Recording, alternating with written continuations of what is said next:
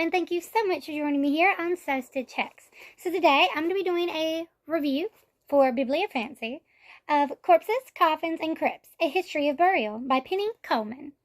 So this book is a kind of a little vague, but it's an overview of the history of what we do with bodies. So the book itself is pretty short. It's like, I think, 200 pages. Hang on. There is an interview in here. The bonus material has like a 5 to 10 page interview. Yeah, it's 195 pages if you include the bibliography and the glossary. It has a cute little interview which just generally asks the author a little bit about the book, but mostly it seems it's about their personal life. There's also this really cute added. There's like 15 discussion questions to follow along with the book. And I thought that was absolutely adorable. So if you want to make it like a book club book, you could. I don't think this is book club material. The writing on the front says, a powerful look at an inevitable part of life, death. And on the back, what happens to our bodies when we die? How do different cultures bury their dead? What do various gravestone carvings mean? These questions and many more are explored in this fascinating book. Drawings on extensive historical and anthropological research. That was a word for me, I tell you. That was a $4 word for me. Personal accounts and interviews. Penny Coleman examines the compelling subject, they could have said exhumes the compelling subject of death and burial across cultures and societies.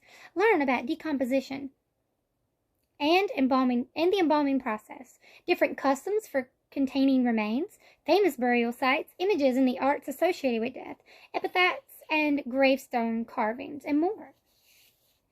With over 100 black and white photographs, this book is written with compassion and intelligence and humanizes the difficult subjects of death and burial. Overall, I thought it was good. It was informative, but it did feel very light. The author made sure to point out the difficulty of writing about death is not that the material is not interesting. It is plenty interesting. There's so much to grasp your attention, so much to get you involved. The problem is that you don't want people to be squeamish, and you want to give them the story.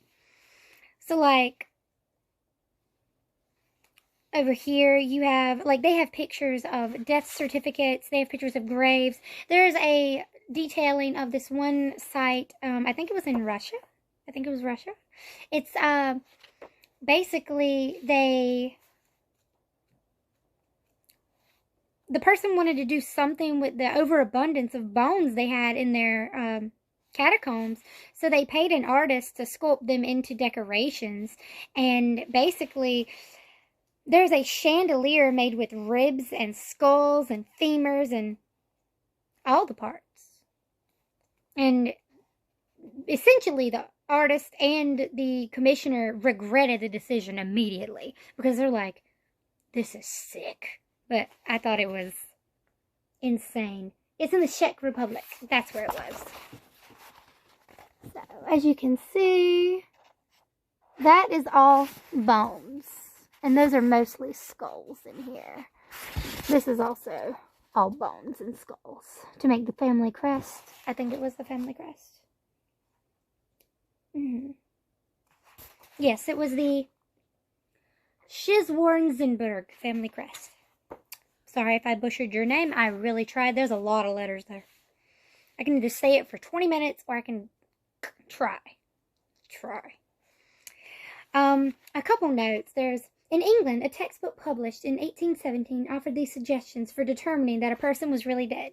So this does talk about how they first started deciding you're dead. Because, there was the issue of burying people and needing the bells to make sure, like, bro, wake, get me out of here. I'm not dead.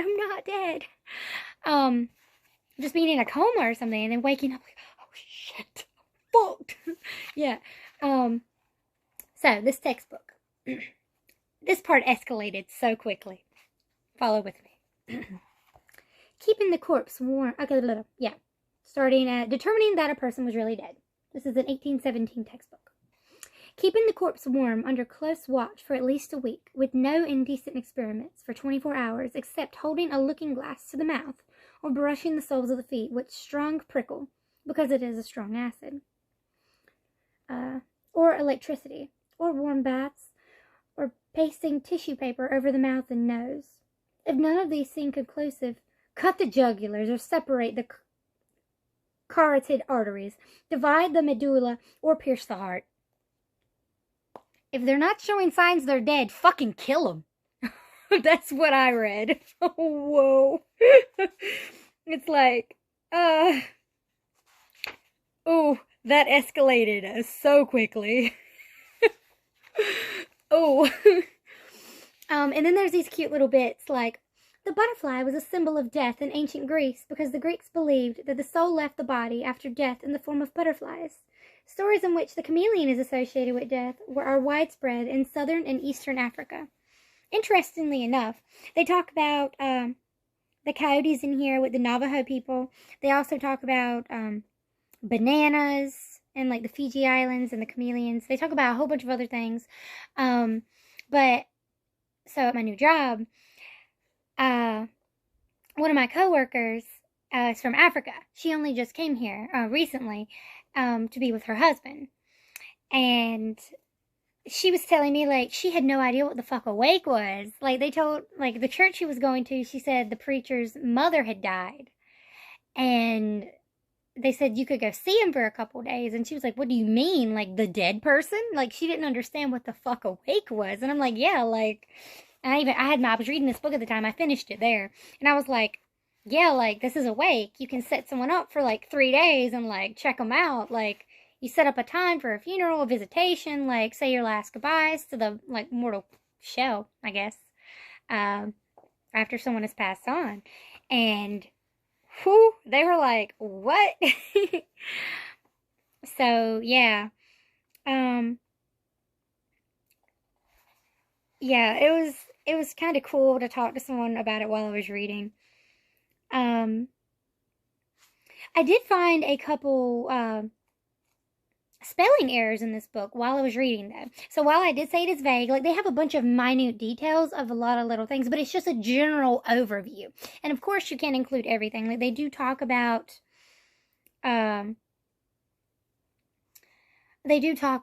like, the Egyptian process of mummification. They talk about different forms of mummification. They talk about the beauty of,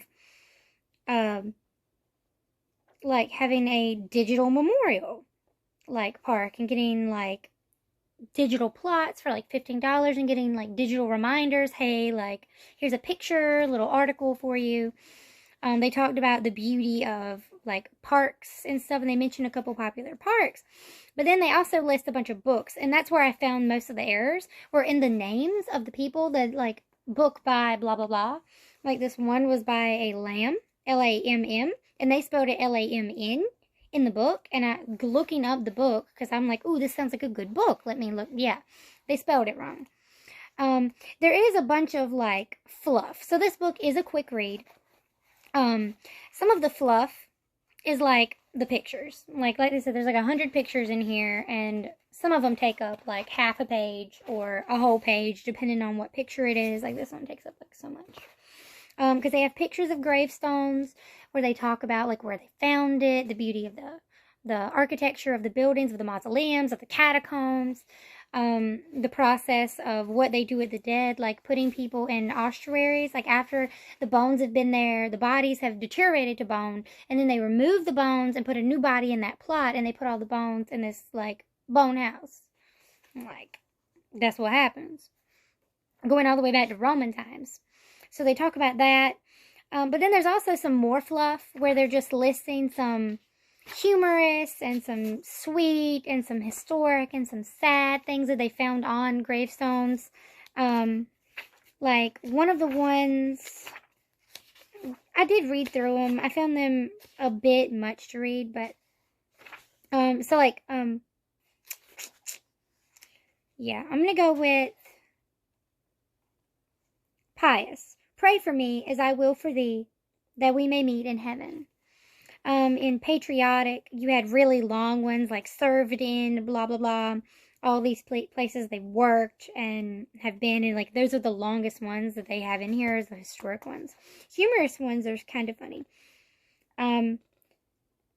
Like soon ripe, soon rotten, soon gone, but not forgotten. In memory of Deacon Ezekiel Pease, who died June 20th, A.D., 1799, aged 89 years, wanting 12 days. What lies here is only the pod. He shelled out his peas and went to his goal. God, blah, blah, blah. Can't talk. But, like, those are funny. And those are the humorous ones. I always said the only way you would get this recipe was over my dead body. I like that one. That one's good. Underneath this pile of stones lies all that's left of Sally Jones. Her name was Lord. It was not Jones, but Jones was used to rhyme with stones. If someone put something like that shit on my gravestone, I'd be so upset. But I don't want a gravestone. I want a mausoleum, and I want to be laid on like a slab of like stone.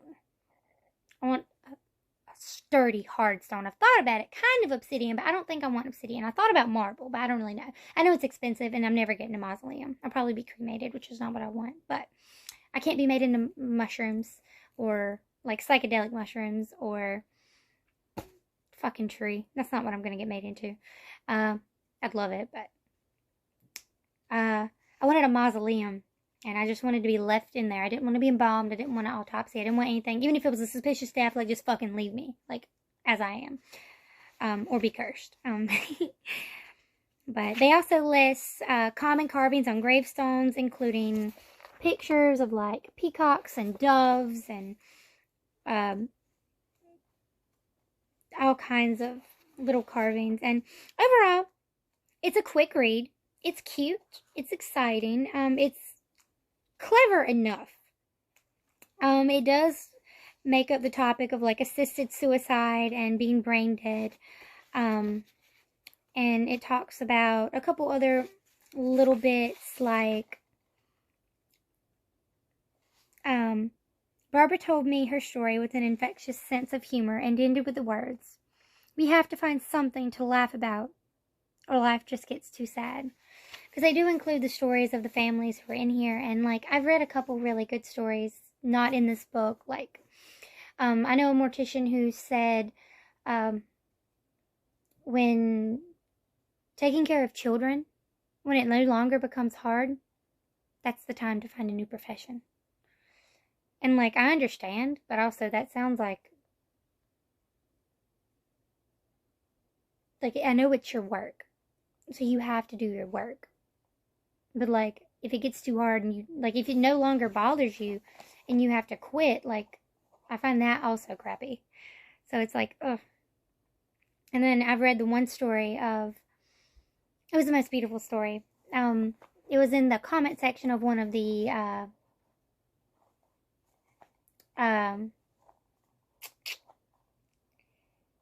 Ask a Mortician videos. She was like, so the girl who was commenting was a mother. Her son had died on it said a bike accident. I don't know what kind of bike. I assume a motorcycle. Like a motorbike. But she just said bike. So it could have been like a bicycle and like something happened. But he passed away. And the father didn't want to go with her back to visit him. The body in the morgue. And so she didn't have the strength to go alone. So she didn't go. Because the officer who had come to them, because it's a small town, had told her that it was too bad. That she shouldn't look at the body. That he was really bad. So she didn't go. And she regretted the decision, but she really wanted to see him. And she ended up being at peace because the mortician who had taken care of her son when it was done ended up coming to her at the ceremony and told her that she understood that she couldn't be there to see him, but that she took good care of him for her. She brushed his hair and she talked to him just as if she were the mother.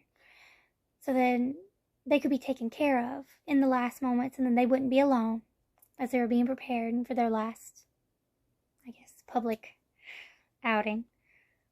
And the knowledge that their child wasn't alone, even though it's just the body, the knowledge that they were taken care of, which is so beautiful.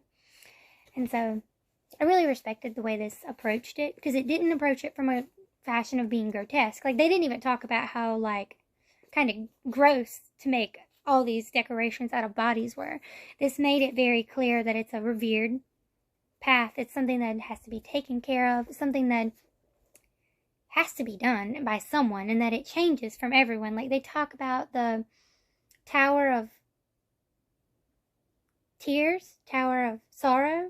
I can't remember, but I think it was a Hindu practice, I believe they said. It's like this tower where they put the body before the process like goes. They talked about the importance of being, when you're Muslim, being buried facing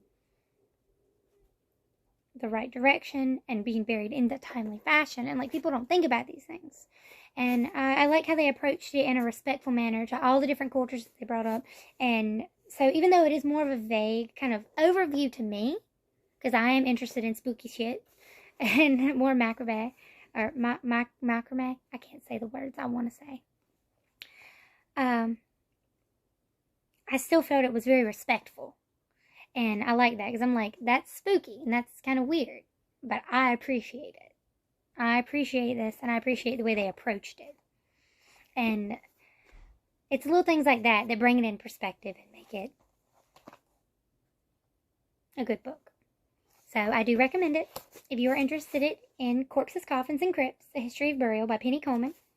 You can get it for pretty cheap online. I'll put a link in the description, of course. Okay.